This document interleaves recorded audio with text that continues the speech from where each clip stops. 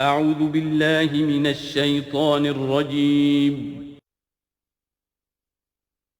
بسم اللہ الرحمن الرحیم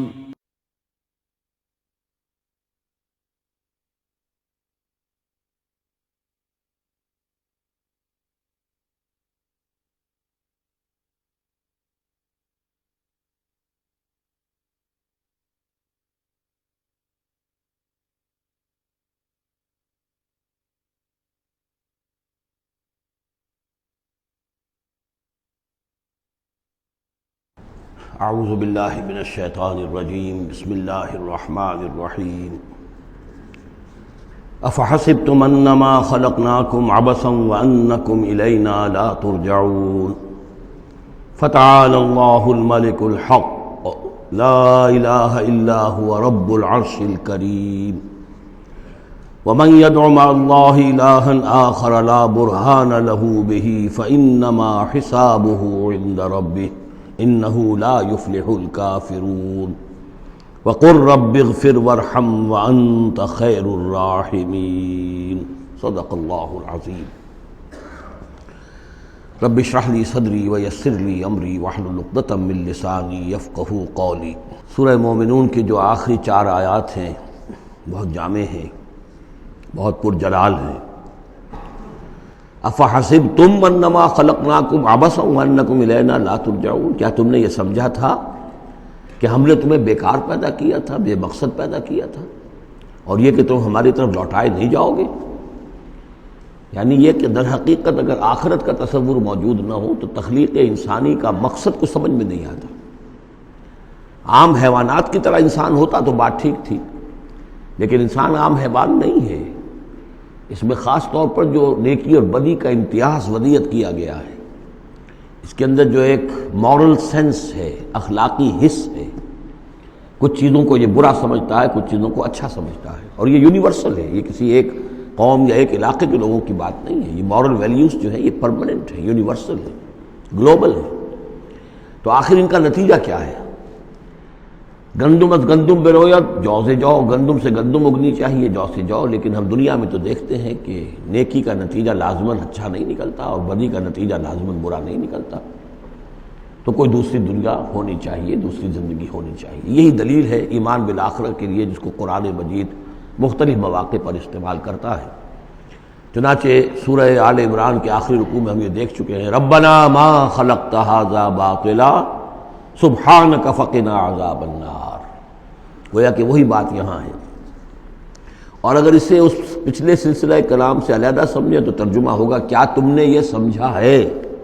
یہ گویا کہ اب مجھ سے اور آپ سے اللہ تعالیٰ مخاطب ہیں، جو بھی قرآن کا پڑھنے والا ہے۔ افحسبتم انما خلقناکم عبثا، اے انسانوں کیا تم نے یہ سمجھا ہے کہ ہم نے تمہیں بیکار بے مقصد پیدا کیا ہے؟ وانکم الینا لا ترجعون، اور تم ہماری طرف لوٹائے نہیں جاؤ گے۔ فتعالى اللہ الملک الحق، تو بہت بلند و بالا ہے بادشاہ، جو سچا بادشاہ ہے، الملک ہے۔ ظاہر بات ہے کہ کوئی بادشاہ دنیا میں ایسا نہیں ہو سکتا کہ جو اپنے غداروں کو سزا نہ دے، وفاداروں کو خلعتیں نہ دے، جاگیریں نہ دے، انعامات نہ دے۔ دنیا کا نظام چل نہیں سکتا جزا و سزا کے بغیر۔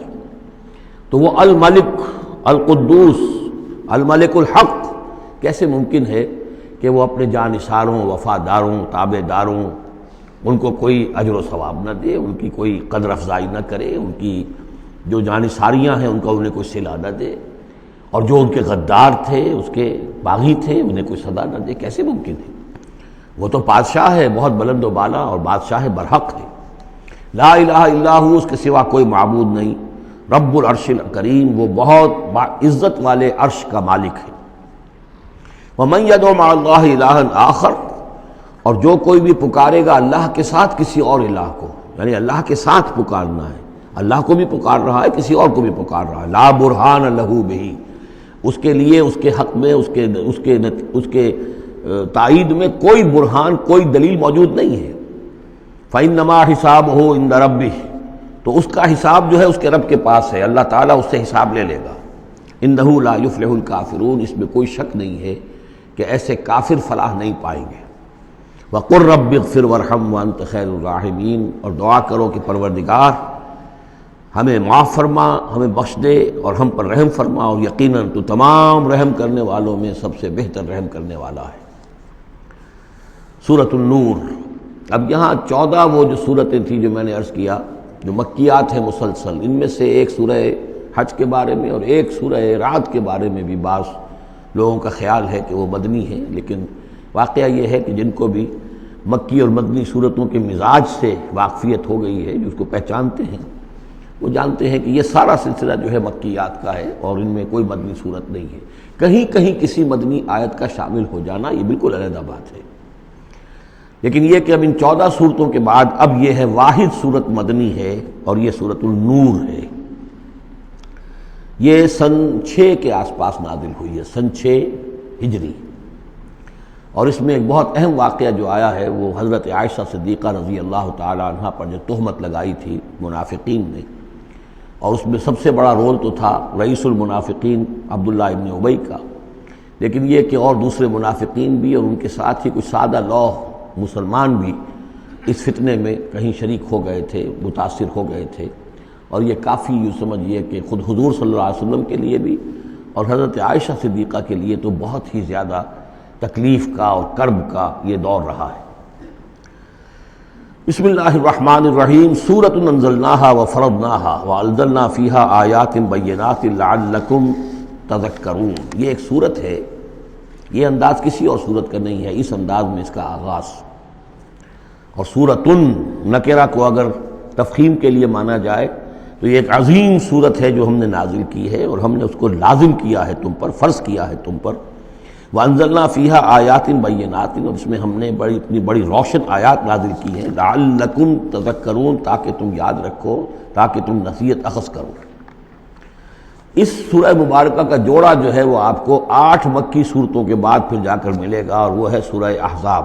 ان دونوں میں بڑی گہری مناسبت ہے، اور تقریباً حجم بھی برابر ہے، دونوں 9 رکوعوں پر مشتمل ہیں، اگرچہ اس کی آیات جو ہیں یہ چونکہ بعد میں نازل ہوئی ہے تو 9 رکوع 64 آیات میں ہیں، وہاں 9 رکوع 73 آیات میں ہے، وہ پہلے نازل ہوئی، وہ سن 5 میں نازل ہوئی، یہ سن 6 میں نازل ہوئی، لیکن دونوں میں آیت نمبر 35 سورہ احزاب کی بھی سورہ نور کی بھی نہایت اہم ہے، ایمان کی حقیقت اور اسلام کی کیفیات کے بارے میں۔ الزانیۃ والزانی فاجلدوا من کل واحد منہما 100 جلدہ، زنا کرنے والی عورت ہو خواہ زنا کرنے والا مرد ہو، ہر ایک کو ان میں سے 100 کوڑے مارے جائیں۔ وَلَا تَأْخُذْكُمْ بِهِمَا رَأْفَةٌ فِي دِينِ اللَّهِ، اور تمہیں اللہ کے اس دین کے معاملے میں نہ روک دے کوئی شے ان کے اوپر مہربانی کے راستے سے، نہ تمہیں روک لے، پکڑ لے، لا تأخذکم بہما، ان کے ساتھ نرمی اور ان کے ساتھ شفقت، فی دین اللہ، اللہ کے دین میں، یہ اللہ کا دین ہے، اللہ کی شریعت ہے، یہ اللہ کی حد ہے، اور اس حد کے اجرا میں کسی کی ہمدردی، کسی کے ساتھ تمہارا تعلق، تمہاری دل کی نرمی، تمہاری شفقت یہ کہیں آڑے نہ آ جائے۔ ان کنتم تؤمنون باللہ والیوم الآخر، اگر تم ایمان رکھتے ہو اللہ پر اور یوم آخر پر۔ یہ جو حد ہے یہ ہے اصل میں زانی زانیہ جو غیر شادی شدہ ہو اس کے لیے 100 کوڑے ہیں، یہ حد ہے جو قرآن میں آئی ہے۔ زانی اور زانیہ اگر شادی شدہ ہے تو اس کی حد قرآن میں نہیں ہے، لیکن وہ سنت رسول صلی اللہ علیہ وسلم سے ثابت ہے، اور شریعت اسلامی کا چونکہ جو اس کی سورسز ہیں، اس کی ایک بنیاد ہے اللہ کی کتاب، اور دوسری بنیاد جو انڈیپینڈنٹلی قرآن مجید سے آزاد ہو کر ایک مستقل بنیاد ہے، مستقل سورس ہے، وہ سنت رسول ہے صلی اللہ علیہ وسلم۔ تو رجم کا جو حکم ہے وہ سنت سے ہے، اور جیسا کہ میں آپ کو بتا چکا ہوں اصل میں یہ اس قاعدہ کلیہ کے تحت ہے کہ سابقہ شریعت میں، شریعت موسوی میں بعض احکام وہ تھے کہ جن کی نفی نہیں آئی ہے، اور انہیں جو قتل نبی اکرم صلی اللہ علیہ وسلم نے اس امت کے اندر بھی جاری رکھا ہے۔ ان میں سے یہ 2 حکم جو ہیں بہت اہم ہیں، ایک قتل مرتد کا حکم ہے، اور دوسرے زانی اور زانیہ جو شادی شدہ ہو اس کے سنسار کیے جانے کا حکم ہے۔ وَلْيَشْهَدْ عَذَابَهُمَا طَائِفَةٌ مِّنَ الْمُؤْمِنِينَ، اور چاہیے کہ جب انہیں یہ حد جاری کی جا رہی ہو، سزا دی جا رہی ہو، تو اس وقت موجود رہیں اور دیکھیں کچھ لوگ اہل ایمان میں سے، یعنی یہ پبلک میں ہو، اس لیے کہ اصل میں جو فلسفہ ہے اسلام میں جو سزاؤں کا اور تعزیرات کا اور حدود کا، وہ ڈیٹرنٹ کا ہے، کہ ایسی سزا ہو کہ جس سے بہت سوں کو عبرت ہو جائے۔ اگر آپ نے علیحدہ جا کر کہیں کمرے کے اندر کسی کو پھانسی دے دی تو ٹھیک ہے، لوگوں کو پتہ چلا کہ مر گیا، ویسے بھی مر جاتے ہیں لوگ، حادثے میں مر جاتے ہیں، فوت ہو جاتے ہیں، لیکن یہ ہے کہ اگر سر عام ڈال پر لٹکایا گیا ہو تو اب کتنے لوگوں کو، دیکھنے والوں کو عبرت ہوگی اور ہوش ٹھکانے آ جائیں گے۔ تو یہ فلسفہ ہے اسلام کا کہ تاکہ ایک آدمی کو سزا دی جا رہی ہو تو ہزاروں کو اس سے عبرت آئے۔ الزانی لا ينکح الا زانیۃ او مشرکۃ، کسی زانی شخص کے لیے روا نہیں ہے کہ وہ شادی کرے مگر کسی زانیہ عورت سے یا مشرکہ سے۔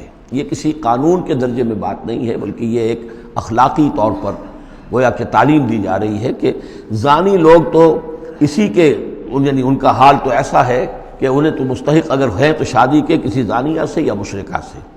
والزانیۃ لا ينکحها، اور زانی عورت ہو تو وہ بھی اس لائق نہیں ہے کہ اس سے کوئی نکاح کرے مگر صرف بدکار مرد یا مشرک۔ وحرم ذلک علی المؤمنین، اور یہ دونوں جو ہیں زانی مرد اور زانی عورتیں یہ تو حرام کر دی گئی ہیں مومنین کے حق میں، اللہ یہ کہ کوئی توبہ کرے، جو بھی ہے معاملہ وہ علیحدہ ہے اس سے۔ والذین یرمون المحصنات ثم لم یاتوا باربعۃ شہداء، اور جو لوگ جو خاندانی عورتیں ہوں، حفاظت میں ہوں کسی خاندان کی اور نکاح کے قید میں ہوں، چاہے نکاح کے قید میں ہوں تو ڈبل احسان ہو گیا کہ خاندانی بھی ہے اور دوسرے یہ کہ نکاح کی قید میں بھی ہے، نکاح کی حفاظت بھی انہیں حاصل ہے۔ نہیں تو یہ کہ اگر غیر شادی شدہ ہیں لیکن کسی شریف خاندان سے ہیں، آزاد خاندان سے ہیں، اگر ان کی عورتوں میں کوئی شخص جو ہے ان پر عیب لگائے، زنا کا الزام لگائے اور پھر وہ نہ لا سکے، ثم لم یاتوا باربعۃ شہداء، 4 شہید نہ لا سکے، فجلدوہم، تو پھر اب ان کو کوڑے مارو، 80 جلدہ، 80 کوڑے، 80 دبرے، ولا تقبلوا لهم شہادۃ ابدا، اور ان کی شہادت اب کبھی آئندہ قبول نہ کرو، واولئک هم الفاسقون، اور یقیناً یہی لوگ فاسق اور نافرمان ہیں۔ یعنی زنا کا الزام اگر لگایا جا رہا ہو تو پھر جو الزام لگانے والا ہے اسے 4 گواہ چشمدید پیش کرنے ہوں گے۔ اگر وہ 4 چشمدید گواہ پیش نہیں کر سکتا تو گویا کہ اب یہ قذف کہلائے گا کہ اس نے ایک الزام لگایا ہے جس کو ثابت نہیں کر سکا، لہذا اس جرم کی سزا 80 کوڑے، کتنے قریب چلا گیا ہے۔ اور اس میں حکمت یہ معلوم ہوتی ہے کہ اگر فرض کیجئے کسی معاشرے میں، مسلمان معاشرے میں کسی لوگوں سے غلطی ہو گئی ہے، اس غلطی کا چرچا نہیں ہونا چاہیے الا یہ کہ اس کے لیے ثبوت موجود ہو کہ اسے کیفر کردار تک پہنچایا جا سکے۔ اگر تو ثبوت اتنا ہے کہ سزا دی جا سکے تو ضرور، لیکن اگر نہ ہو تو خاموش رہو، ورنہ یہ کہ خامخواہ برائی کا چرچا ہو جائے گا جبکہ اس کا سد باب ممکن نہیں ہے، اس کی سزا دینی ممکن نہیں ہے، تو اس میں سکوت جو ہے وہ بہتر ہے۔ الا الذین تابوا، سوائے ان کے کہ جو توبہ کر لیں من بعد ذلک، اس کے بعد واصلحوا، اور اصلاح کر لیں، یعنی یہ کہ کبھی کسی زمانے میں ان سے یہ غلطی ہو گئی تھی، انہوں نے کوئی تہمت لگائی تھی زنا کی اور 4 گواہ پیش نہیں کر سکے، طویل عرصے تک جو ہے ان کی گواہی پھر کسی بھی اسلامی عدالت میں قبول نہیں کی گئی، لیکن بعد میں ان کی روش ایسی رہی ہے، رویہ ایسا رہا ہے، انہوں نے اصلاح کر لی ہے، توبہ کر لی ہے، اب وہ قابل اعتماد ہیں، تو یہ جو معاملہ ہے اس پر سے ختم ہو جائے گا، ان کی گواہی بعد میں قبول کی جا سکے گی۔ فإن اللہ غفور الرحیم، تو اللہ غفور الرحیم ہے۔ والذین یرمون ازواجہم ولم یکن لہم شہداء الا انفسہم، اب ایک خاص معاملہ آ رہا ہے کہ کسی شوہر نے اپنی بیوی کو دیکھا ہو زنا کرتے ہوئے، وہ الزام لگائے کہ میں نے دیکھا ہے اپنی بیوی کو زنا کرتے ہوئے، درحال ہے کہ اس کے پاس 3 اور گواہ نہیں ہیں، لیکن چونکہ یہ معاملہ ہے شوہر اور بیوی کا، اگر کسی اور عورت کا ہوتا تو اس کے اوپر 80 درے لگتے اس کو کہ اس نے الزام لگایا ہے، چاہے چشمدید ہے، چاہے اس نے دیکھا ہے، لیکن 3 گناہ اور نہیں لا سکا، 3 گواہ نہیں لا سکا ہے تو درے لگیں گے 80۔ لیکن معاملہ کیونکہ بیوی کا ہے، اس کے لیے خاص قانون ہے، اس کو لعان کہتے ہیں۔ وہ یہ ہے کہ والذین یرمون ازواجہم، جو الزام لگائیں زنا کا اپنی بیویوں پر، ثم ولم یکن لہم شہداء، اور ان کے پاس گواہ موجود نہ ہوں، الا انفسہم، سوائے ان کی اپنی جانوں کے، انہوں نے خود دیکھا ہے، فشہادۃ احدہم 4 شہادات باللہ، تو یہ ایک شخص کی گواہی بھی 4 گواہیاں شمار کی جائیں گی جبکہ وہ قسم کھائے اللہ کی، انہ لمن الصادقین، کہ وہ سچا ہے، حلفیہ بیان کرے۔ والخامسۃ، اور 5ویں بات یہ کہ وہ یہ کہے کہ ان لعنت اللہ علیہ ان کان من الکاذبین، کہ اگر میں جھوٹا ہوں تو مجھ پر اللہ کی لعنت ہو۔ 4 مرتبہ قسم کھا کر گواہی دینا گویا کہ وہ 4 گواہوں کی گواہی کے قائم مقام ہو جائے گا، جبکہ پھر وہ یہ بھی کہے کہ اگر میں جھوٹا ہوں تو اللہ کی لعنت مجھ پر ہو، لعنت اللہ علی الکاذبین ان کان من الکاذبین۔ وَيَدْرَؤْ عَنْهَا الْعَذَابَ، اب عورت کیا کرے گی جس کے اوپر اس کی بیوی جو ہے اس پر جو الزام لگایا گیا ہے، اگر وہ اس پر سے عذاب ٹل جائے گی سزا اور یہ حد عورت سے، ان تشہد 4 شہادات باللہ، کہ وہ بھی قسم 4 مرتبہ کھائے اللہ کی، انہ لمن الکاذبین، کہ یہ میرا شوہر جو مجھ پر الزام لگا رہا ہے جھوٹا ہے، والخامسۃ، اور 5ویں بات وہ یہ کہے ان غضب اللہ علیہا ان کان من الصادقین، کہ اگر میرا یہ شوہر اس الزام میں سچا ہے تو مجھ پر اللہ کا غضب آئے۔ اس انداز میں پھر یہ کہ عورت کے اوپر پھر حد جاری نہیں ہوگی، اور اگر شوہر کے 4 قسمیں کھا کر الزام لگانے اور پھر یہ کہ اللہ تعالیٰ کی لعنت اپنے اوپر طلب کرنے اگر جھوٹا ہو، اس کے بعد اگر بیوی خاموش رہتی ہے، وہ جوابی طور پر قسم نہیں کھاتی 4، اور نہ یہ کہتی ہے کہ اگر یہ سچا ہو تو مجھ پر اللہ کا غضب ہو، تو پھر اس پر حد جاری ہو جائے گی۔ لیکن اگر وہ بھی قسم کھا لے 4 قسمیں، اور یہ کہ ساتھ ہی یہ بھی کہے کہ اگر یہ سچا ہو اور واقعی اس کا الزام درست ہو مجھ پر، تو مجھ پر اللہ کا غضب نازل ہو جائے، تو پھر یہ کہ عذاب ٹل جائے گا، دنیا کی سزا اسے نہیں ملے گی۔ وَلَوْلَا فَضْلُ اللَّهِ عَلَيْكُمْ وَرَحْمَتُهُ، اور اگر اللہ کا فضل اور اس کی رحمت تمہارے شامل حال نہ ہوتی، وَأَنَّ اللَّهَ تَوَّابٌ رَحِيمٌ، تو گویا کہ یہاں پہ محذوف ہے کہ اگر اللہ کا فضل اور اس کی رحمت شامل حال نہ ہوتی تو تم بہت غلط راستے پر پڑ جاتے، تم کوئی بہت بڑا قدم اٹھا دیتے۔ وہ جو بھی واقعہ اب آگے آ رہا ہے یہ اس کے لیے تمہید ہے۔ وَأَنَّ اللَّهَ تَوَّابٌ حَكِيمٌ، یقیناً اللہ تعالیٰ بہت توبہ کو قبول فرمانے والا اور حکمت والا ہے۔ إِنَّ الَّذِينَ جَاءُوا بِالْإِفْكِ عُصْبَةٌ مِّنكُمْ، جن لوگوں نے یہ طوفان اٹھایا ہے، جن لوگوں نے تہمت تراشی ہے حضرت عائشہ صدیقہ رضی اللہ تعالی عنہا پر، یہ تمہارے ہی ایک گروہ ہے، تم ہی میں سے ہیں۔ لا تحسبوہ شرا لکم، اسے تم اپنے لیے برا نہ سمجھو، بل ہوا خیر لکم، بلکہ یہ بھی تمہارے لیے خیر ہے۔ اس کے ذریعے سے اللہ تعالیٰ تمہارے سامنے اب اس ضمن میں ہدایات دے گا، قوانین بتا دے گا، شریعت کے جو احکام ہیں وہ نازل ہو رہے ہیں، اس کے لیے گویا کہ یہ واقعہ جو ہے ایک تقریب بن گیا، ایک ذریعہ بن گیا۔ واقعہ اچھی طرح نوٹ کر لیجئے کہ غزوہ بنی مستلق میں حضور سن 6 کا ہے یہ واقعہ، ہجری کا تشریف لے گئے تھے۔ جب وہاں سے واپس آ رہے تھے تو جہاں رات کو ایک جگہ پر قیام تھا، اور حضرت عائشہ صدیقہ جو ہے ایک ہودج میں علیحدہ ہوتی تھی، جیسے جس کو کہ اٹھا کر جو لوگ آتے تھے حمال وہ اٹھا کر اسے اونٹ پر رکھ دیتے تھے، اور جہاں پر پڑا ہوا وہ ہودج اونٹ پر سے اتار کر نیچے رکھ دیا۔ تو رات کو کہیں قضائے حاجت کے لیے نکلی، پیشاب وغیرہ کی حاجت ہوئی، وہ کہیں گئیں، وہاں کچھ دیر لگ گئی، اور دیکھا واپس آ کر تو کہیں ہار اپنا گر گیا تھا۔ اس ہار کو دیکھنے کے لیے واپس گئیں، اتنی دیر میں وہ حمال آئے، اور حضرت عائشہ بہت دبلی پتلی تھیں، انہیں اندازہ نہیں ہوا کہ اس ہودج میں اس وقت ام المومنین موجود نہیں ہے۔ انہوں نے اٹھایا اور وہ کوچ کا وقت ہو گیا تھا، اونٹ کے اوپر رکھا اور قافلہ چل دیا۔ اب جب یہ آئیں واپس تو اب دیکھا کہ وہ تو قافلہ جا چکا، ہکا بکا کیا کریں، تنہا ہے، رات کا وقت ہے۔ اس وقت انہوں نے بڑی عقل مندی سے کام لیا کہ اب اگر میں قافلے کے پیچھے دوڑی چلی تو پتہ نہیں میں کسی غلط راستے پہ مڑ جاؤں، اور پھر وہ تلاش بھی نہیں کر سکیں گے مجھے، تو بہتر یہ کہ میں یہیں پر بیٹھی رہوں، تاکہ انہیں جب بھی خیال ہوگا کہ اس ہودج کے اندر جو ہے ام المومنین عائشہ صدیقہ موجود نہیں ہے تو وہ تلاش میں پھر یہیں آئیں گے۔ تو وہاں بیٹھی ہوئی تھی، رات کا وقت تھا، نیند آ گئی، سو گئی، اس سے آپ کا چہرہ بھی کھل گیا۔ تو ایک صاحب تھے صحابہ میں سے صفوان ابن معطل، ان کی ڈیوٹی یہ ہوتی تھی کہ وہ لشکر کے پیچھے پیچھے چلتے تھے۔ لشکر چل رہا ہے تو ذرا فاصلے سے کہ کہیں کوئی گری پڑی چیز رہ گئی ہو، کہیں کوئی بیمار ہو وہ چل نہ پایا ہو لشکر کے ساتھ اور رہ گیا ہو پیچھے، تو پیچھے وہ دیکھ بھال کرتے ہوئے آتے تھے۔ انہیں دور سے نظر آیا کہ یہاں کوئی شے پڑی ہوئی ہے، گٹھڑی سی پڑی ہے کوئی، تو جا کر دیکھا، حضرت عائشہ کو پہچان لیا، اور وہ کہتے ہیں کہ میں نے اس لیے پہچان لیا کہ حجاب کی آیت کے نازل ہونے سے پہلے میں نے انہیں دیکھا تھا۔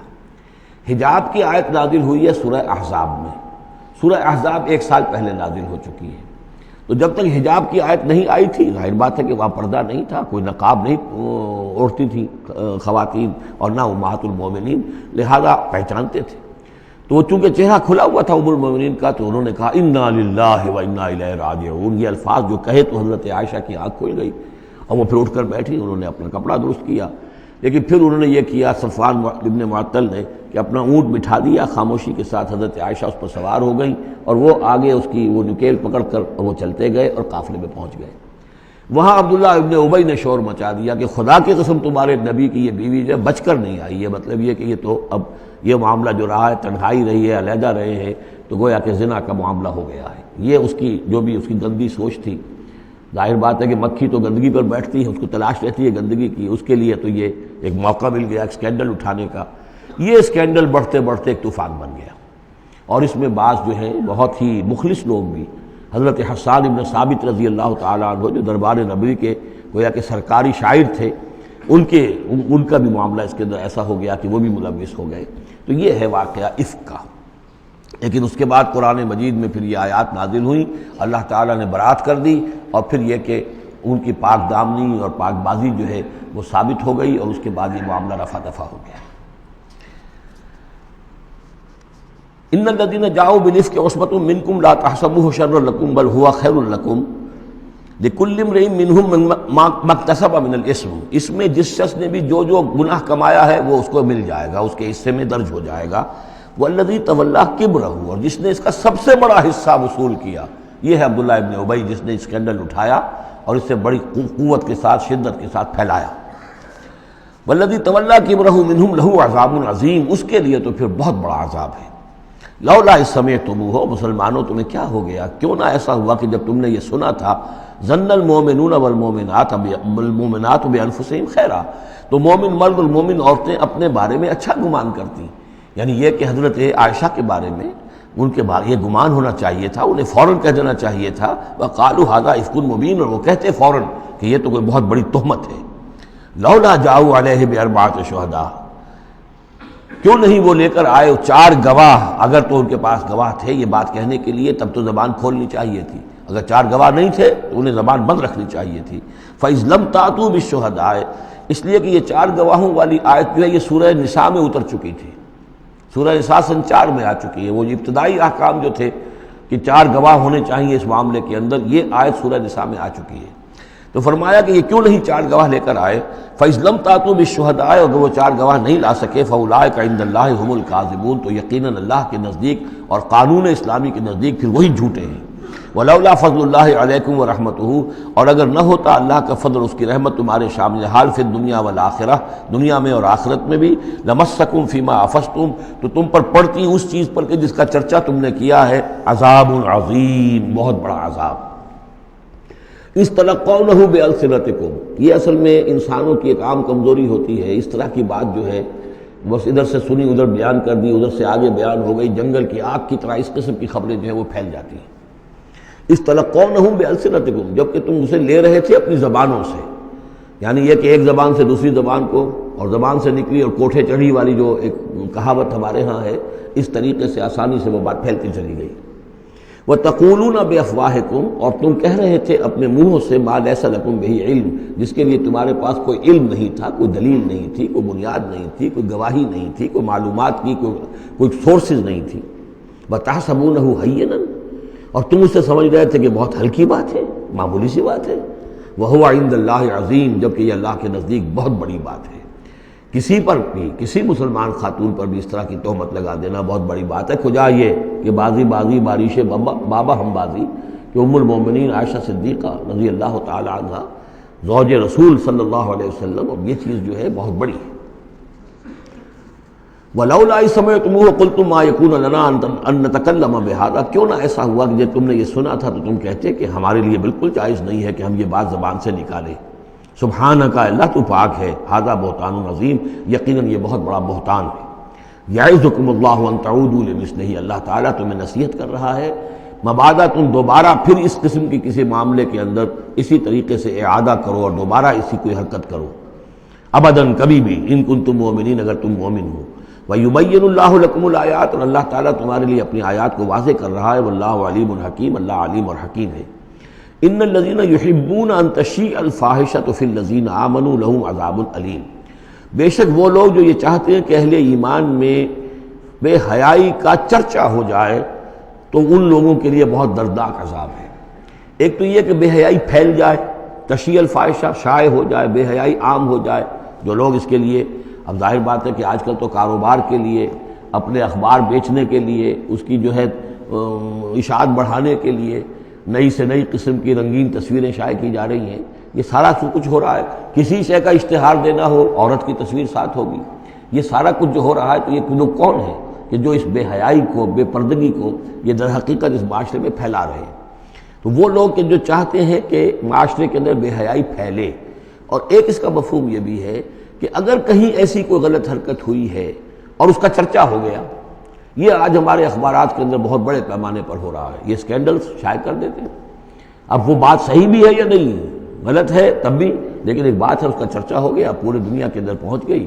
اب ظاہر بات ہے کہ بچے بھی پڑھتے ہیں، بچیاں بھی پڑھتی ہیں، ان کے لیے تو گویا کہ یہ ایک ان کی معلومات کا ایک کھاتہ کھل گیا کہ ایسا بھی ہوتا ہے. جس طریقے سے آج کل ہو رہا ہے معاملہ، اس کے جس طریقے سے اخبارات میں شائع کیا جا رہا ہے، تو اس کی اس اشاعت کے اندر خرابی کا پہلو زیادہ ہے، مضر پہلو زیادہ ہے. اگر ہے بھی ایسا معاملہ، اگر تو سزا کے قابل ہے تو گواہی دو اور سزا دلواؤ، اور ایسی سزا ہو کہ جس سے ایک کو سزا ہو اور ہزاروں کو ہوش آ جائے. اور اگر نہیں ہے تو خاموش ہو، اس کے اوپر زبان کھولنا بھی جو ہے در حقیقت بہت بڑا جرم ہے. ان الذين يحبون ان تشيع الفاحشة في الذين آمنوا لهم عذاب عليم في الدنيا والآخرة، دنیا میں بھی اور آخرت میں بھی. واللہ یعلم وانتم لا تعلمون، اللہ جانتا ہے اور تم نہیں جانتے. ولولا فضل اللہ علیکم ورحمتہ، اور اگر اللہ کا فضل نہ ہوتا تم پر اور اس کی رحمت نہ ہوتی تو یہ تو طوفان ایسا اٹھا تھا کہ اس کے بڑے دور تک نتائج نکل سکتے تھے. یہ محذوف ہے. وان اللہ رؤوف الرحیم، تو اللہ بہت رؤوف ہے اور رحیم ہے. یا ایھا الذین آمنوا لا تتبعوا خطوات الشیطان، اہل ایمان شیطان کے نقش قدم کی پیروی نہ کرو. ومن یتبع خطوات الشیطان، جو کوئی بھی شیطان کے نقوش پا کی پیروی کرے گا، فإنہ یأمر بالفحشاء والمنکر، تو شیطان تو اسے حکم دے گا، وہ تو حکم دیتا ہے بے حیائی کا اور منکر کا، بری بات کا. ولولا فضل اللہ علیکم ورحمتہ، اور اگر نہ ہوتا اللہ کا فضل اور اس کی رحمت تمہاری شامل حال، ما زکا منکم من احد ابدا، تم میں سے کوئی ایک انسان بھی کبھی پاک نہ ہو سکتا. اللہ تعالیٰ کا فضل ہے، اللہ کی رحمت ہے. ایک شخص سے غلطی ہو جاتی ہے، اللہ پردہ پڑا رہنے دیتا ہے تو اس کے اندر اصلاح کا مادہ پیدا ہو جاتا ہے. ایک دفعہ آدمی ننگا ہو جائے تو پھر ڈھیٹ ہو جاتا ہے. اس سے یہ کہ اللہ تعالیٰ جو ہے ان چیزوں کے اندر اس کی بڑی حکمت ہے کہ اگر کوئی غلطی ہو گئی ہے فوراً نہیں پکڑتا، وہ اس کو مہلت دیتا ہے اصلاح کرے. ولولا فضل اللہ علیکم ورحمتہ، اگر نہ ہوتا اللہ کا فضل تم پر اور اس کی رحمت، ما زکا منکم من احد ابدا، تم میں سے کوئی بھی کبھی نیک اور پارسا نہ بن سکتا اور پاک نہ ہو سکتا. ولکن اللہ یزکی من یشاء، بلکہ یہ تو اللہ تعالیٰ ہی پاک کرتا ہے جس کو چاہتا ہے. واللہ سمیع علیم، اللہ سمیع علیم ہے. ولا یأتل اولو الفضل منکم والسعة ان یؤتوا اولی القربى والمساکین والمہاجرین فی سبیل اللہ. اس آیت کی بھی شان نزول ہے کہ حضرت ابو بکر صدیق رضی اللہ تعالیٰ عنہ کے ایک یا تو بھانجے تھے یا خالہ زاد بھائی تھے، حضرت مصطح. یہ حضرت مصطح جو ہے غریب آدمی تھے اور حضرت ابو بکر ان کی مدد کیا کرتے تھے، پیسے سے، مال سے ان کی ضرورت جو ہے پوری کرتے تھے. لیکن یہ مصطح بھی اس میں شریک ہو گئے. حضرت عائشہ صدیقہ رضی اللہ تعالیٰ عنہ پر جو تہمت کا معاملہ چلا تو حضرت ابو بکر کو جب معلوم ہوا کہ مصطح بھی اس معاملے کے اندر شریک ہے تو پھر غصے میں آ کر ان کا قسم کھا لی کہ میں اب اس کے ساتھ کبھی کوئی بھلائی نہیں کروں گا. اس نے اتنی بڑی غلطی کی ہے اور اس معاملے کے اندر میری بیٹی کا معاملہ ہے اور اس میں اس کو یہ خیال نہیں آیا کہ میں اس کے ساتھ کتنا کچھ احسان کرتا ہوں، اور اس نے اس کے اندر جو ہے وہ خود بھی شریک ہو گیا. اس پر اللہ تعالیٰ کی طرف سے گرفت آ رہی ہے کہ نہیں ابو بکر یہ ٹھیک نہیں ہے. جو بھی اس سے غلطی ہوئی، لیکن تم جو نیک کام کر رہے تھے اس کا کیوں قسم کھاتے ہو کہ اس کے اندر تم مدد نہیں کرو گے. ولا یأتل اولو الفضل منکم، اور نہ قسم کھائیں جو فضل والے ہیں، درجے والے ہیں تم میں سے، جن میں اللہ نے فضیلت دی ہے، نیکی میں بھی، ایمان میں بھی فضیلت دی ہے، دولت میں بھی فضیلت دی ہے. وسعت، اور جنہیں کشادگی دی ہے، مال کی کشادگی دی ہے. ان یؤتوا اولی القربى، کہ وہ کوئی صلہ رحمی کریں اپنے قرابت داروں کے ساتھ، کچھ دیں مال اور صدقہ و خیرات دیں اپنے قرابت داروں کو. والمساکین والمہاجرین، اور محتاجوں کو اور وطن چھوڑنے والے مہاجرین کو، فی سبیل اللہ، اللہ کی راہ میں. تو یہ قسم نہ کھائیں. ولیعفوا ولیصفحوا، انہیں چاہیے کہ معاف کر دیں اور درگزر سے کام لیں. الا تحبون ان یغفر اللہ لکم، کیا تم یہ نہیں چاہتے کہ اللہ تمہیں معاف کرے؟ یعنی اے ابو بکر اگر تم یہ چاہتے ہو، تم سے بھی تو کوئی خطا آخر ہو جاتی ہے، اللہ معاف فرماتا ہے، کیا تم نہیں چاہتے کہ اللہ تمہاری خطاؤں سے درگزر کرے؟ الا تحبون ان یغفر اللہ لکم، کیا تم نہیں پسند کرتے اس کو کہ اللہ تمہیں معاف کرے؟ اس پر اس آیت کو سنتے ہی حضرت ابو بکر صدیق کے الفاظ یہ نقل کیے گئے، بلا یا ربنا انا نحب، کیوں نہیں پروردگار، ہم ضرور چاہتے ہیں کہ تو ہمیں معاف فرما دے. انہوں نے اپنی قسم کا کفارہ دیا اور اس کے بعد جو بھی وہ کرتے تھے ان کے ساتھ بھلائی اور نیکی، اس سلسلے کو جاری کر دیا. واللہ غفور رحیم، اور اللہ تعالیٰ غفور ہے اور رحیم ہے. ان الذین یرمون المحصنات الغافلات المؤمنات، یقیناً وہ لوگ کہ جو تہمت لگاتے ہیں ان پاک دامن عورتوں پر کہ جو غافل ہیں، جن کو ان چیزوں کا ہوش بھی نہیں ہے، جن کا گمان بھی ادھر نہیں گیا. المومنات اہل ایمان میں سے لعنوا فی الدنیا، ایسی معصوم اور پاک دامن عورتوں پر جو تہمت لگانے والے ہیں ان پر پھٹکار ہے دنیا میں بھی اور آخرت میں بھی، ولہم عذاب عظیم، اور ان کے لیے بہت بڑا عذاب ہے۔ یوم تشہد علیہم السنتہم وایدیہم، جس دن کے ان کے خلاف گواہی دیں گے، تشہد علیہم، علی کو نوٹ کر لیجئے، جس دن کے ان کے خلاف گواہی دیں گے، السنتہم ان کی اپنی زبانیں گواہی دیں گی، وایدیہم ان کے اپنے ہاتھ گواہی دیں گے، وارجلہم اور ان کے پاؤں گواہی دیں گے، بما کانوا یعملون، اب جو کچھ عمل وہ کر رہے تھے۔ یہ ہاتھ ہمارے پاس اللہ کی امانت ہے، میں اس سے غلط کام کر رہا ہوں تو یہ انڈر پروٹیسٹ میرا حکم تو مان رہا ہے، اس لیے کہ اللہ تعالیٰ نے مجھے میرے حوالے سے کیا ہوا ہے، لیکن اس کے اندر پروٹیسٹ ہے، قیامت کے دن یہی میرے خلاف مقدمہ کرے گا، پروردگار تو نے مجھے اس کے حوالے کیا تھا اور یہ مجھ سے میرے ذریعے سے غلط کام کرتا رہا۔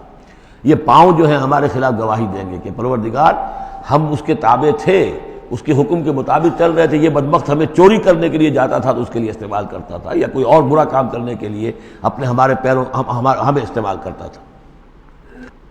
یومئذ یوفیہم اللہ دینہم الحق، اس دن اللہ تعالیٰ ان کا پورا بدلہ ان کو دے دے گا۔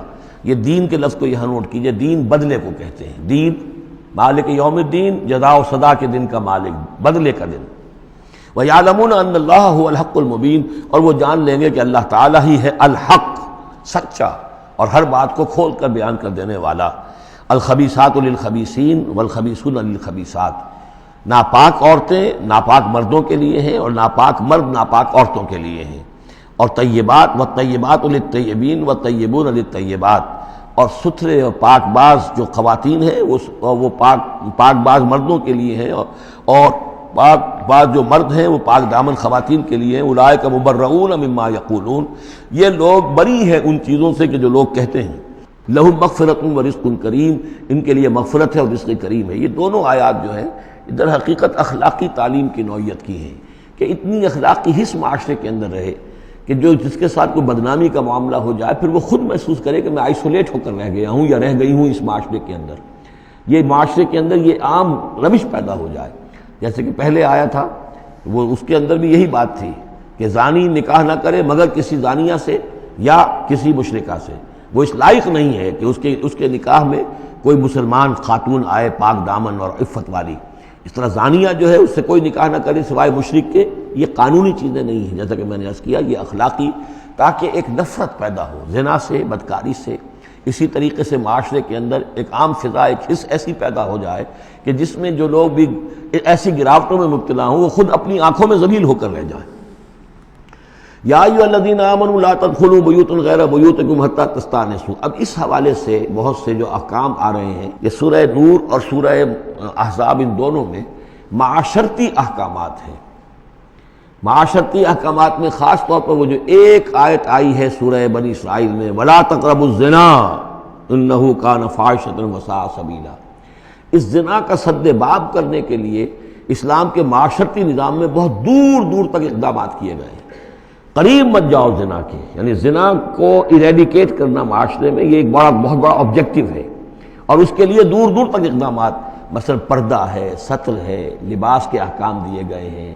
معاشرہ جو ہے ہمارا جو ہے وہ مکسڈ سوسائٹی نہ ہو، مخلوط معاشرہ نہ ہو، مردوں کی ذمہ داریاں علیحدہ ہیں، عورتوں کی علیحدہ ہیں، معاشرہ جو ہے سیگریگیٹڈ ہو، مردوں اور عورتوں کے درمیان اختلاط نہ ہو۔ یہ ساری چیزیں کس کے لیے ہیں؟ یہ اسی لیے ہے کہ یہ در حقیقت اس قدر شدید کشش ہے مرد اور عورت کے اندر، یہ اللہ نے جو دو جنسیں بنائی ہیں، اور اس میں یقیناً جو سیکس کا معاملہ اتنا پورٹنٹ موٹیو ہے کہ اس کو اگر پوری طریقے سے جیسے گھوڑا بہت منہ زور ہو تو اسے بہت باندھ کر رکھنا پڑے گا اور بڑا اس کو کنٹرول کرنے کے لیے محنت کی ضرورت ہے، اسی طریقے سے اس سیکس کو ڈسپلن کرنا اور صحیح انداز میں اس کو جو ہے ہارنس کرنا، اور اس کے لیے یہ ہے کہ غلط راستوں سے اس کو بچانا، اس کے لیے بڑے دور دور تک احکام دیے گئے، اور یہ پورا معاشرتی نظام اسلام کا اسی بنیاد پہ اب قائم ہے۔ اب اسی میں سے مثلاً یہ گھر کی پرائیویسی بھی ہے، ایک گھر ہے، گھر میں ایک شوہر ہے، اس کی بیوی ہے، اب آپ فوراً چلے گئے سیدھے گھر کے اندر، نہیں، اے اہل ایمان مت داخل ہوا کرو گھروں میں اپنے گھروں کے سوا، حتیٰ تستانسوا، یہاں تک کہ بول چال کر لو، اجازت لے لو، وتسلموا علی اہلہا، اور اذن لینے کی اس وقت جو ہوتی تھی شکل وہ یہی کہ جا کر دروازے پر کہو السلام علیکم، معلوم ہوا کہ کوئی صاحب ہیں کہ جو آئے ہیں ملنا چاہتے ہیں، اور اندر آنا چاہتے ہیں۔ اب اس کے بعد یہ کہ وہ اپنی آئیڈینٹی دیں اور پھر ان کو آنے کی اجازت دی جائے، یہ نہیں کہ بے دھڑک چلے جا رہے ہیں۔ ذالکم خیر لکم لعلکم تذکرون، یہی تمہارے لیے بہتر ہے تاکہ تم نصیحت حاصل کرو۔ فإن لم تجدوا فيها أحدا فلا تدخلوها، اگر اس گھر میں کوئی نہ ہو تو پھر اس میں داخل مت ہو، حتیٰ یؤذن لکم، یہاں تک کہ تمہیں اجازت دی جائے۔ جو گھر کا مالک ہے وہ اگر اجازت دے کہ ہاں میرا گھر اس وقت خالی ہے تم اس میں جا سکتے ہو، ورنہ یہ کہ خالی گھر کے اندر جہاں کوئی نہیں ہے داخلے کی اجازت نہیں ہے۔ وَإِن قِيلَ لَكُمْ، اور اگر کہا جائے تم سے ارجعوا، چلے جاؤ، لوٹ جاؤ، اس وقت میں ملنے کے لیے تیار نہیں ہوں یا میں اپنی کسی مشغولیت میں ہوں، فارجعوا، تو لوٹ جاؤ۔ اب دیکھیے یہ آداب ہیں۔ ہمارے ہاں یہ ہے کہ آپ پہنچ گئے، نہ ٹائم لیا ہوا ہے نہ پہلے سے طے ہے، آپ سمجھتے ہیں کہ مجھے ریسیو کرنا اس کا فرض ہے، کیوں نہیں ملا؟ اس نے انکار کر دیا تو اس کا مطلب یہ کہ بڑا متکبر ہے اور بہت یہ جو ہے شخص جو ہے، یہ نہیں۔ اگر تو آپ وقت طے کر کے گئے ہیں تو اس کا فرض ہے کہ وہ آپ کو ریسیو کرے اور آپ کو وقت دے، لیکن اگر آپ اچانک چلے گئے ہیں تو آپ کو اس کی پرائیویسی پر آپ جو ہے حملہ آور نہیں ہو سکتے۔ وہ اپنے کس کام میں ہے، کس مشغولیت میں ہے، اس کی کیا اہمیت ہے، آپ تو اس کو نہیں جانتے۔ اگر وہ گھر والا کہہ دیتا ارجعوا وَإِن قِيلَ لَكُمْ ارْجِعُوا فَارْجِعُوا، تو لوٹ جاؤ، هُوَ أَزْكَىٰ لَكُمْ، یہی تمہارے لیے زیادہ پاک ہے، پاک بازی کا معاملہ، وَاللَّهُ بِمَا تَعْمَلُونَ عَلِيمٌ، اور جو کچھ تم کر رہے ہو اللہ اس سے واقف ہے۔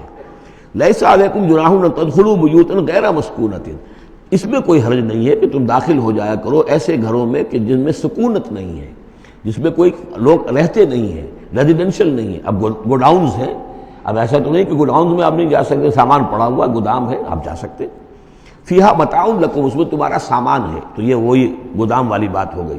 واللہ یعلم ما تبدون وما تکتمون، اور اللہ جانتا ہے جو تم ظاہر کرتے ہو جو کچھ تم چھپاتے ہو۔ یعنی قانون کی اصل روح کو دیکھنا چاہیے کہ یہ جو روکا جا رہا ہے کہ گھروں میں داخل نہ ہو، تو یہ اصل میں جو پرائیویسی ہے گھر کی اور فیملی کی، اصل میں اس کو ملحوظ خاطر رکھا جا رہا ہے، نہ یہ کہ آپ کہیں کہ صاحب اب ہم گودام میں بھی داخل نہیں ہو سکتے جب تک کہ پرمیشن جو لکھی ہوئی ہے وہ ہمیں مل نہ جائے۔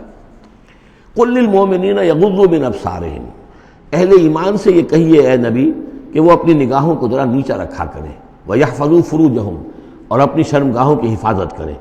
ذَلِكَ أَزْكَىٰ لَهُمْ، یہی ان کے لیے زیادہ پاکیزہ ہے اور زیادہ بہتر ہے۔ ان اللہ خبیر بما یصنعون، یقیناً اللہ تعالیٰ باخبر ہے اس سے کہ جو وہ کر رہے ہیں۔ وَقُل لِّلْمُؤْمِنَاتِ يَغْضُضْنَ مِنْ أَبْصَارِهِنَّ، اسی طرح مومن عورتوں سے بھی کہہ دیجئے وہ بھی اپنی نگاہیں نیچی رکھا کریں، وَيَحْفَظْنَ فُرُوجَهُنَّ، اور وہ بھی اپنے سطر کو پوری طریقے سے ملحوظ رکھیں اور اپنی شرمگاہوں کی حفاظت کریں۔ وَلَا يُبْدِينَ زِينَتَهُنَّ، اور انہیں نہیں چاہیے کہ وہ اپنی زینت اور سنگھار کو ظاہر کریں، الا ما ظہر منہا، سوائے اس کے کہ جو از خود ظاہر ہو جائے۔ وَلْيَضْرِبْنَ بِخُمُرِهِنَّ، اور چاہیے کہ وہ اپنے گریبانوں کے اوپر اپنی اوڑھنیوں کے بکل مار لیا کریں، بِخُمُرِهِنَّ عَلَىٰ جُيُوبِهِنَّ، یہ خمرہن جمع ہے خمار کی، خمار کہتے ہیں اوڑھنی۔ ایک دوسرا لفظ جو ہے وہ آئے گا سورہ احزاب میں، ان دونوں الفاظ کو علیحدہ علیحدہ رکھیے۔ تو یہ ہے کہ اپنے گریبانوں کے اوپر، گویا کہ یہ بھی پرانا ہمیشہ سے لباس، عورت کے لباس میں اوڑھنی بھی تھی اور عورت کے لباس میں چادر بھی تھی۔ چادر وہ لے کر نکلتی تھی جب گھر سے باہر جاتی تھی، اور اوڑھنی وہ رکھتی تھی جبکہ گھر کے اندر ہوتی تھی۔ یہی جو ہماری تہذیب کے اندر ہے، یہ عرب کی تہذیب میں پہلے بھی تھا۔ چہرے کا پردہ نہیں تھا عرب میں، چادر وہ لے کے جاتی تھی تو چادر اپنے اوپر ڈالتی تھی، اور مرد بھی چادر کے بغیر نہیں ہوتے تھے، نہ کوئی مرد بغیر چادر کے نہ عورت، بلکہ چادر ہی سے ایک شخص کا رتبہ معین ہوتا تھا۔ کسی کی چادر بڑی شاندار ہے، دوشالہ اوڑھا ہوا ہے، بہت قیمتی ہے، تو وہ بڑا آدمی ہے، وہ سردار ہے۔ کسی کے بیچارے کی جو ہے معمولی سی چادر ہے۔ اور اسی لیے اس حدیث میں آتا ہے کہ جو شخص تکبر کرتا ہے، الکبر ردائی، تکبر جو ہے وہ تو میری چادر ہے۔ اور یہ عرب میں یہ بڑا کسی شخص کی توہین کرنی ہوتی تھی، اس کی چادر گھسیٹتے تھے، گویا کہ اس کی عزت جو ہے اس کو کھینچ لیا ہے۔ تو اللہ فرماتا ہے کہ جو تکبر کرتا ہے وہ گویا میری چادر گھسیٹ رہا ہے میرے کندھے سے۔ اس درجے جو ہے اللہ تعالیٰ جو ہے اس میں اپنی توہین محسوس کرتا ہے۔ تو وہ اپنی ان اوڑھنیوں کے بکل مار لیا کریں اپنے گریبانوں پر، یعنی یہ کہ یہ انسان کے لیے، عورت کے لیے، یہ اس کی زینت کا ایک بہت بڑا حصہ ہے۔ اس کی جو بھی چھاتی ہے اس کے لیے ایک اضافی کرتا اس نے پہنا ہوا ہے، لیکن کرتے کے اوپر مزید جو ہے یہ ایک بکل اس کی اوڑھنی کا ہو۔ وَلَا يُبْدِينَ زِينَتَهُنَّ، اس کے سینے کے اوپر یہ اضافی ہو جائے گا، وَلَا يُبْدِينَ زِينَتَهُنَّ، اور نہ وہ ظاہر کریں اپنی زینت کو۔ اب یہ ہے جو محرموں کی فہرست آ رہی ہے، جس کے سامنے عورت کھلے چہرے کے ساتھ آ سکتی ہے بلا حجاب۔ اور یہ اتنی طویل فہرست جو دی گئی ہے، آخر سوچنا چاہیے کہ اللہ تعالیٰ نے یوں ہی ایکسرسائز ان فیوٹیلٹی تو نہیں کی ہے۔ کیا فرق ہے اگر ایک عورت کے چہرے کا پردہ نہیں ہے، وہ باہر نکلتی ہے چادر لے کر، اور یہ کہ اس میں کسی اور کے ساتھ اس کا پردہ چہرے کا نہیں ہے، تو پھر یہ پوری فہرست دینے کی ضرورت کیا ہے؟ میرے نزدیک چہرے کا پردہ اسلام کے اندر لازم ہے، اور اس چہرے کے پردے سے مستثنا ہیں یہ لوگ۔ کون لوگ مستثنا ہیں؟ الا لبعولتہن، ان کے شوہر نمبر 1، او آبائہن، یا ان کے باپ، اور باپ سے مراد باپ، دادا، چچا، یہ سب چلیں گے۔ او آبائے بعولتہن، یا ان کے شوہروں کے باپ، او ابنائہن، یا ان کے اپنے بیٹے، او ابنائے بعولتہن، یا ان کے شوہروں کے بیٹے، یعنی ان کے شوہروں کی کسی اور بیوی سے اولاد ہے، بیٹے ہیں، تو وہ بھی محرم ہیں، وہ نامحرم نہیں ہے۔ او اخوانہن، یا ان کے اپنے بھائی، او بنی اخوانہن، یا ان کے بھائیوں کے بیٹے، او بنی اخواتہن، یا یہ ہو گئے، او بنی اخواتہن، یا ان کے بھانجے، او نسائہن، یا ان کی عورتیں، اپنی عورتیں، جان پہچان کی عورتیں، عام عورتیں نہیں، نسائہن، او ما ملکت ایمانہن، یا یہ کہ جو ان کے غلام اور ان کی لونڈیاں ہیں۔ اکثر و بیشتر اہل سنت کے نزدیک یہاں مرد غلام مراد نہیں ہے بلکہ لونڈیاں مراد ہیں۔ اب التابعین غیر اولی الاربۃ، یا ایسے تابع لوگ جو کہ صرف خدمت گار ہیں، بعض اوقات ہوتا ہے خاندانی طور پر جو ہے وہ خدمت گار کرنے والے ہیں، باپ بھی کہیں ملازم تھا اسی گھر میں، اب اس کی اولاد بھی وہیں پر ہے، وہ بھی کام کر رہی ہے، بچپن سے وہیں پلے ہیں۔ ایسے لوگ ہوتے ہیں کہ جن کو واقعتاً پھر اس گھر کی خواتین سے اس طرح کا خیال کبھی نہیں آ سکتا کہ ان کے بارے میں وہ کوئی بری بات سوچیں۔ اب التابعین غیر اولی الاربۃ، یا وہ تابع کہ جو کہ کوئی غرض نہیں رکھتے اس قسم کے معاملات سے، من الرجال، مردوں میں سے۔ اب الطفل الذین لم یظہروا علی عورات النساء، یا وہ لڑکے کہ جو ابھی عورتوں کے جو مخفی معاملات ہیں ان سے واقف ہی نہیں، ابھی وہ جنسی جو بھی باتیں ہیں ان سے واقف نہیں ہیں۔ ولا یضربن، یہ اب یہ فہرست مکمل ہو گئی، یہ ہیں محرم لوگ جن کے سامنے عورت بغیر چہرے کے پردے کے آ سکتی ہے۔ باقی یہ کہ زینت جو خود بخود ظاہر ہو جائے، اب ظاہر ہے کہ آپ نے چادر بھی لی ہوئی ہے، کسی خاتون نے برقع بھی اوڑھا ہوا ہے، لیکن اب کسی کا قد ہے، ماشاءاللہ وہ قد ایسا ہے، سرو قد ہے کوئی خاتون، تو وہ کہاں چھپائے گی اس قد کو؟ وہ تو ظاہر ہو جائے گا۔ جسم متناسب ہے، اب وہ جسم تو ظاہر ہو جائے گا۔ اس اعتبار سے ما ظہر منہا کو لوگوں نے لے لیا چہرے کے لیے، یہ بالکل غلط ہے۔ چہرے کا تو پردہ میرے نزدیک لازم ہے، اور یہ کہ باقی یہ کہ ان کے سامنے چہرے کے سمیت عورت آ سکتی ہے۔ باقی عورت جو ہے اپنے بیٹے کے سامنے بھی سوائے 3 اعضاء کے اور نہیں کھول سکتی، اپنے بھائی کے سامنے بھی نہیں کھول سکتی۔ چہرہ، یہ ہاتھ پونچھوں سے نیچے، اور پیر ٹخنوں سے نیچے، یہ جو 3 اعضاء ہیں یہ وہ ہیں کہ جو جس کو عورت نے یہ کھلے رکھ سکتی ہے، اپنے وہ بیٹے کے سامنے بھی، بھائی کے سامنے بھی، اور جو بھی رشتے گنائے گئے ہیں۔ لیکن یہ کہ اس سے آگے پھر جو ہے معاملہ وہ پھر شوہر کا ہے، اس سے آگے یعنی لباس کا معاملہ جو ہے جس سے کہ عورت جو ہے وہ آزاد ہوگی، وہ صرف شوہر کے لیے۔ وَلَا يَضْرِبْنَ بِأَرْجُلِهِنَّ لِيُعْلَمَ مَا يُخْفِينَ مِنْ زِينَتِهِنَّ، اور نہ یہ ایسا ہو کہ وہ اپنے پاؤں مار کر چلیں، کوئی زیور جو ہے پاؤں میں پہنا ہوا اس کی جھنکار ہو تاکہ لوگوں جو ہے ادھر متوجہ ہو جائیں۔ لِيُعْلَمَ مَا يُخْفِينَ مِنْ زِينَتِهِنَّ، تاکہ لوگوں کے علم میں آ جائے کہ کیا انہوں نے چیز چھپائی ہوئی ہے اپنی زینت میں سے، کیا زیورات پہنے ہوئے ہیں۔ وَتُوبُوا إِلَى اللَّهِ جَمِيعًا أَيُّهَا الْمُؤْمِنُونَ، اور اے اہل ایمان سب کے سب مل کر اللہ کی جناب میں توبہ کرو، لَعَلَّكُمْ تُفْلِحُونَ، تاکہ تم فلاح پاؤ۔ وَأَنكِحُوا الْأَيَامَ مِنكُمْ، اور دیکھو اپنی بیواؤں کی شادیاں کر دیا کرو۔ وَالصَّالِحِينَ مِنْ عِبَادِكُمْ، یہ بھی اب ایک بہت اہم ہے بات۔ ہندوانہ ہمارا معاشرہ جو ہے وہ بیوہ کی شادی جو ہے وہ تو جائز بھی نہیں سمجھتا، یا بہت ہی یوں سمجھیے کہ اس کے نزدیک بہت ہی ناپسندیدہ بات ہے، اور ہمارے ہاں بھی یہ ہو گیا ہے۔ حالانکہ یہاں حکم ہے انکحوا الایام منکم، بیواؤں کی شادیاں کر دیا کرو۔ والصالحین من عبادکم و امائکم، اور تمہاری جو بانیاں ہوں، غلام ہوں، ان میں سے بھی جو سمجھدار ہوں، جن کے کردار کے بارے میں تمہیں اعتماد ہو، ان کی بھی شادیاں کر دیا کرو۔ ایک کی کنیز ہے، ایک کا غلام ہے، ان کی شادی ہو جائے۔ اب ظاہر بات ہے وہ کنیز جو ہے اپنے آقا کے، اب اس کے ساتھ وہ تمتع نہیں کر سکے گا، اس لیے کہ اس نے اجازت دے دی ہے کہ اس کی کنیز کی شادی ہو گئی ہے کسی غلام کے ساتھ۔ وَالصَّالِحِينَ مِنْ عِبَادِكُمْ وَإِمَائِكُمْ إِنْ يَكُونُوا فُقَرَاءَ، اگر وہ فقیر ہوں گے، مہر وغیرہ دینے کی ان کے اندر ہمت نہیں ہے، صلاحیت نہیں ہے، يُغْنِهُمُ اللَّهُ مِنْ فَضْلِهِ، تو اللہ تعالیٰ ہو سکتا ہے کہ ان کو اپنے فضل سے غنی کر دے۔ واللہ واسع علیم، اللہ واسع بہت سمائی رکھنے والا، کشائش والا، کشادگی والا اور جاننے والا ہے۔ یعنی یہ بھی ہے کہ کسی وقت انسان سوچے کہ اگر میں شادی کروں گا تو وہ بھی اپنی قسمت ساتھ لے کر آئے گی. کیا پتہ کہ میرے اس وقت حالات جو ہیں اگر کچھ خراب بھی ہیں تو اللہ تعالیٰ اس کی قسمت سے، اس کے حوالے سے وہ اللہ تعالیٰ میرے لیے رزق کا دروازہ کھول دے. وَلْيَسْتَعْفِفِ الَّذِينَ لَا يَجِدُونَ نِكَاحًا، اور جو لوگ نکاح کی قدرت بالکل نہ رکھتے ہوں، شادی کر ہی نہ سکتے ہوں، کچھ بھی نہ ہو ان کے پاس، نہ کوئی گھر ہو جس میں کہ اپنی بیوی کو رکھ سکیں، نہ کوئی نان نفقے کا سامان ہو، نہ کوئی مہر دے سکیں. وَلْيَسْتَعْفِفْ، تو انہیں چاہیے کہ وہ اپنی عفت کی حفاظت کریں، پوری طریقے سے اپنے اس جو جنسی جذبے کو کنٹرول کریں. الَّذِينَ لَا يَجِدُونَ نِكَاحًا حَتَّى يُغْنِيَهُمُ اللَّهُ مِنْ فَضْلِهِ، یہاں تک کہ اللہ تعالیٰ انہیں اپنے فضل سے غنی کر دے. وَالَّذِينَ يَبْتَغُونَ الْكِتَابَ مِمَّا مَلَكَتْ أَيْمَانُكُمْ فَكَاتِبُوهُمْ، اور تمہارے غلاموں میں سے جو تمہارے ساتھ چاہیں مکاتبت کرنا. یہ مکاتبت کا قاعدہ یہ تھا کہ غلام یہ طے کرتا تھا کہ جناب میں آپ کو اتنے لاکھ درہم دے دوں گا، اتنی مدت کے اندر اندر آپ مجھے آزاد کر دیجئے. تو یہ معاہدہ ہو گیا، اب وہ آزاد ہو گیا. لیکن آزادی اسی میں ہے کہ اسے وہ رقم اتنی عرصے کے اندر ادا کرنی ہے. اب وہ کمائے گا، محنت کرے گا، کوشش کرے گا اور وہ رقم ادا کر دے گا. یہ مکاتبت تھی. تو جو بھی تمہارے غلاموں میں سے مکاتبت چاہیں، مما ملکت ایمانکم فکاتبوہم، تو یہ مکاتبت کر لیا کرو. قرآن مجید نے وہ تمام راستے کھولے ہیں کہ جن سے غلاموں کی آزادی کا جو ہے آسانی کے ساتھ تدریجاً سہج انداز کے اندر ان کی غلامی کا جو ہے سلسلہ ختم ہو کر آزادی کی طرف راستہ کھل جائے.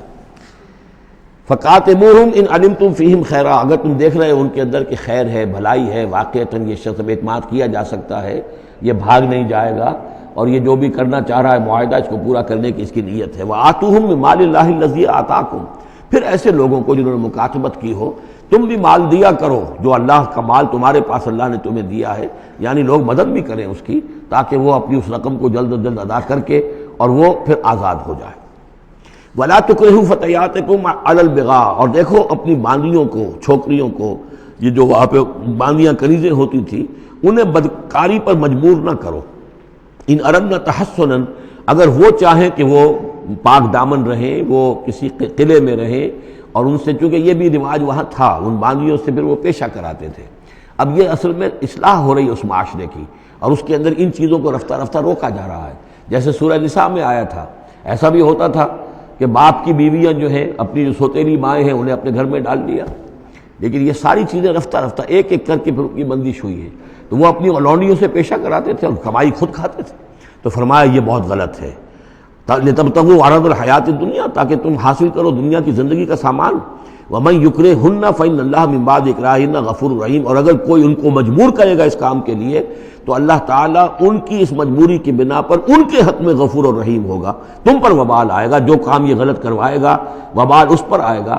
اگر وہ خود جو ہے مجبوراً کر رہی ہے اور وہ اس کے لیے ذہناً تیار نہیں ہے تو بہرحال اللہ اس کے حق میں غفور اور رحیم ہوگا. وَلَقَدْ أَنزَلْنَا إِلَيْكُمْ آيَاتٍ مُبَيِّنَاتٍ، اور دیکھو ہم نے نازل کر دی ہیں تمہاری جانب یہ روشن آیات. وَمَثَلًا مِّنَ الَّذِينَ خَلَوْا مِن قَبْلِكُمْ، اور وہ ساری باتیں بھی ہم نے بتا دی ہیں کہ جو ان لوگوں میں تھیں جو تم سے پہلے تھے. یہ ساری گندگیاں، معاشرتی خرابیاں جو ہیں یہ پہلوں کے اندر بھی تھیں، ہم نے ان سب کی نشاندہی کر دی ہے. وَمَوْعِظَةً لِّلْمُتَّقِينَ، اور اہل تقویٰ کے لیے ہم نے نصیحت یہ نازل فرما دی ہے. قَدْ جَاءَتْكُم مَّوْعِظَةٌ مِّن رَّبِّكُمْ وَشِفَاءٌ لِّمَا فِي الصُّدُورِ. اب یہ 5واں رکوع آ رہا ہے، اور یہ ہمارے اس منتخب نصاب کا جو دوسرا حصہ ہے، ایمان کی بحث، اس کے ضمن میں یہ بہت اہم درس ہے. اور یہ آیت نمبر 35 جو آ رہی ہے، یہ قرآن مجید کی عظیم ترین آیات میں سے ہے. اس سورہ مبارکہ کی بھی آیت نمبر 35 اور سورہ احزاب میں بھی بالکل ٹھیک یہی نمبر آیت نمبر 35 آپ کو ملے گی. یہ ایمان پر اور وہ اسلام کی کیفیات پر قرآن مجید کی عظیم ترین آیات ہے. اللہ نور السماوات والارض، اللہ آسمانوں اور زمین کا نور ہے. مثل نورہ، اس پر ایمان کی مثال، اس کے نور ایمان کی مثال ایسی ہے کمشکات، جیسے ایک طاق ہے، فیہا مصباح، اس میں ایک چراغ روشن ہے. المصباح فی زجاجہ، وہ چراغ جو ہے چمنی کے اندر ہے، شیشہ ہے اس کے اوپر، جیسے لالٹینیں ہوتی تھی پچھلے زمانے میں، گلوب کے ساتھ جو ہے وہ لیمپ ہوتے تھے. الزجاجہ تو کانہا کوکب دری، اور وہ شیشہ چمک رہا ہے جیسے کہ ایک چمکدار ستارہ ہو. یوقد من شجرۃ، اور اس مصباح میں، اس دیے میں، اس چراغ میں جلایا جا رہا ہے تیل، کس کا؟ ایک شجرہ مبارکہ زیتونہ کا، ایک ایسا مبارک درخت زیتون کا، لا شرقیۃ ولا غربیہ، جو نہ شرقی ہے نہ غربی ہے. یعنی یہ کہ درخت ہے، جھنڈ ہے ایک، اب اگر تو اس جھنڈ کے مشرق میں کوئی درخت ہے تو صبح کی دھوپ تو انہیں ملے گی، شام کی نہیں ہوگی، مغرب میں ہے تو شام کی دھوپ مل جائے گی، صبح کی نہیں ملے گی، ایک علیحدہ کھڑا ہوا ہے کوئی جس کے نہ ادھر کوئی اور ہے نہ ادھر کوئی اور درخت ہے، تو پورے دن کی تمازت دھوپ کی جو ہے وہ جذب کر رہا ہے۔ اور ایسے درخت کا جو روغن زیتون ہوتا تھا وہ بہت صاف شفاف، اسی کی مثال دی جا رہی ہے جو نہ شرقی ہے نہ غربی ہے، وہ کسی جانب سے اوٹ میں ہے ہی نہیں، یکاد زیتھا یضیء، اس کا جو روغن ہے وہ بھڑک اٹھنے کو بیتاب ہے، قریب ہے کہ روشن ہو جائے، وَلَوْ لَمْ تَمْسَسْهُ نَارٌ، چاہے اسے ابھی آگ نے چھوا ہی نہ ہو، نور علی نور، جب آگ مس کر جائے، چھو جائے تو پھر نور علی نور ہے، وہ بھڑک اٹھتا ہے۔ یہدی اللہ لنورہ من یشاء، اللہ تعالیٰ ہدایت فرماتا ہے اپنے نور کی جانب جس کو چاہتا ہے، وَيَضْرِبُ اللَّهُ الْأَمْثَالَ لِلنَّاسِ، اور اللہ تعالیٰ مثالیں بیان کرتا ہے لوگوں کے لیے، وَاللَّهُ بِكُلِّ شَيْءٍ عَلِيمٌ، اور اللہ ہر چیز کا کما حقہ علم رکھتا ہے۔ یہ اصل میں ایمان کے لیے، اس کے اجزائے ترکیبی کے لیے بہترین تمثیل ہے، جس کو میں پہلے بیان کرتا رہا ہوں کہ ایک ہے فطرت، انسانی فطرت، اگر فطرت سلیم ہے تو اس کے اندر یہ ایمانی حقائق موجود ہیں، معرفت خداوندی موجود ہے، البتہ اس پر کوئی پردے آ گئے ہیں، اس کے اوپر جو ہے کچھ غلاف پڑ گئے ہیں، اور جب آتی ہے وہی وہ اس کو ایکٹیویٹ کرتی ہے، آیات الہیہ جو ہیں، آیات قرآنیہ، وہ اندر کے اندر جو ڈورمنٹ اس کی کانشسنس ہے ایمان کی، اس کو ایکٹیویٹ کر کے شعور پر لے آتی ہے۔ اس کو یوں سمجھے کہ جیسے تیل ہے، اب تیل ایک ہے کڑوا تیل، جس سے کہ ہم دیے کبھی جلایا کرتے تھے، اب تو شاید ہی کہیں آپ نے دیکھا ہو دیا کس کو کہتے ہیں، لیکن اس میں وہ کڑوا تیل جو جلتا تھا تو کڑوا تیل خود آگ نہیں پکڑ سکتا، اس میں بتی ڈالنی پڑتی تھی، کوئی کپڑے کی بتی ہے بٹکر، یا یہ کہ وہ روئی کی بتی بنائی ہے، اس بتی کا پھر آگ لگاتے تھے تو جل تو رہا ہے تیل، لیکن بواسطہ بتی، براہ راست وہ تیل جلنے کی پوزیشن میں نہیں ہے۔ لیکن ایک تیل ہے پیٹرول، اس کو جو کڑوے تیل سے روشنی حاصل کرنے کے لیے جتن کرنے پڑ رہے ہیں آپ کو جلانے کے لیے، اور پیٹرول گویا کہ بیتاب ہے، وہ بھڑک اٹھنے کو بیتاب ہے، ذرا سی چنگاری قریب آئی اور بھڑک گیا۔ اسی طریقے سے انسانوں کی طباع کا فرق ہے، کچھ لوگوں کی جو فطرت ہے اتنی سلیم ہوتی ہے، اتنی نیکی ہوتی ہے اس کے اندر کہ جیسے ہی وہی سامنے آئی، آئینہ جگمگا اٹھا ایک دم، اس لیے کہ اوپر غبار ہے ہی نہیں، اس کے اوپر کوئی اور جو ہے پردے پڑے ہوئے ہیں ہی نہیں۔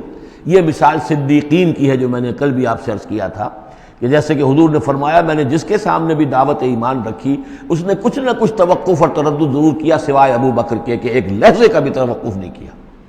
یہ اس لیے کہ ان کی فطرت اتنی سلیم تھی، گویا کہ وہ پیٹرول تھا ان کے اندر جو بھڑک اٹھنے کو بیتاب تھا کہ ذرا قریب بھی اگر دیاسدائی آ گئی تو بھڑک اٹھے۔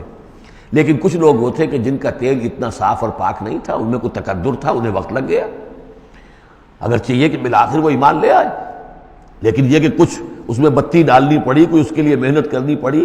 السابقون الاولون من المہاجرین والانصار والذین اتبعوہم بإحسان، پھر وہ لوگ ہیں جو بعد میں درجہ بدرجہ پھر ان کے بعد آتے چلے گئے۔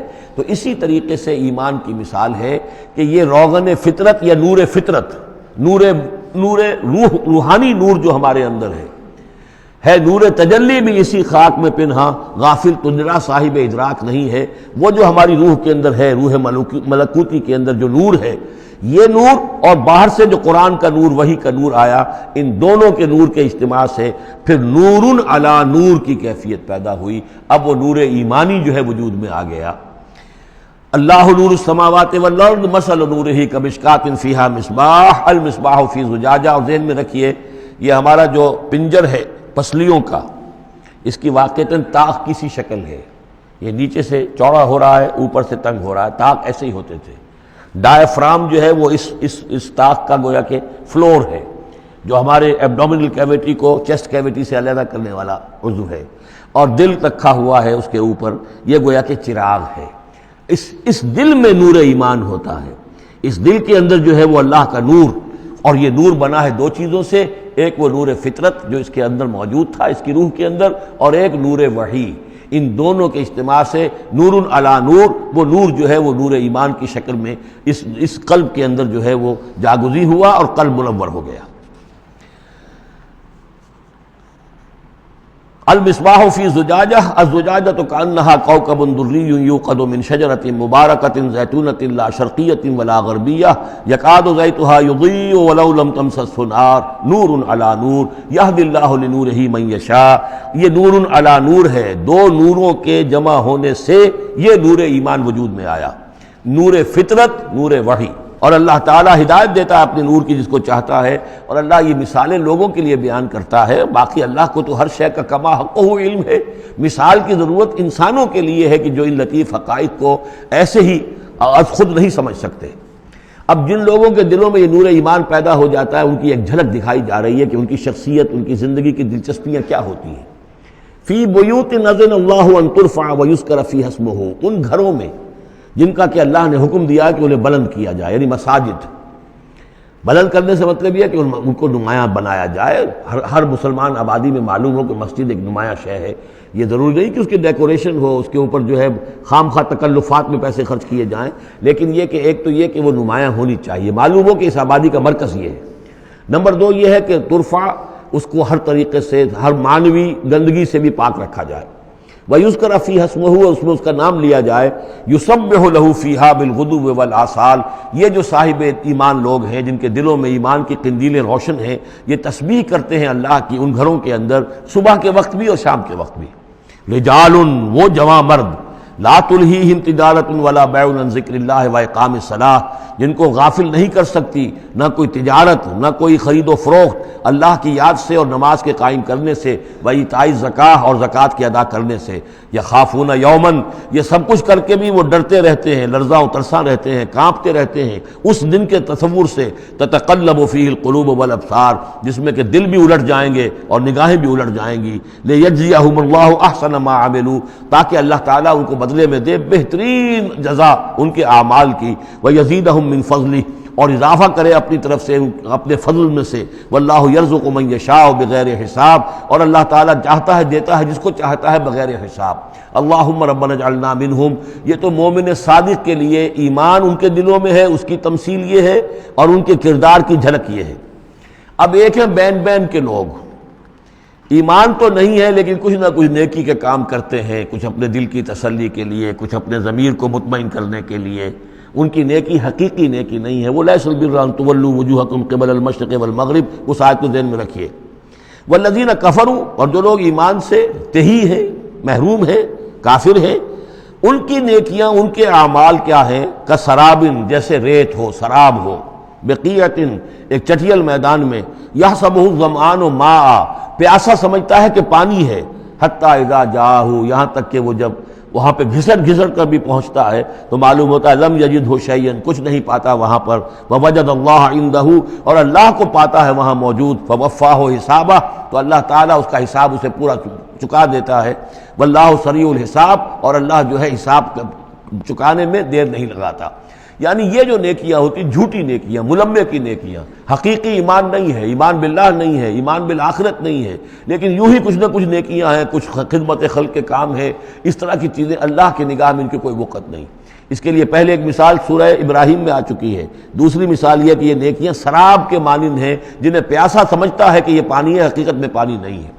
اب تیسرا جو کردار ہے وہ یہ ہے کہ جن کے دلوں میں، جن کی زندگیوں میں یہ جھوٹ موٹ کی نیکی بھی نہیں ہے، نفس پرستی اور دنیا پرستی، اور ان کے اندر ہر طرح کی گندگی جو ہے وہ آ چکی ہے. ان کی مثال کیا ہے؟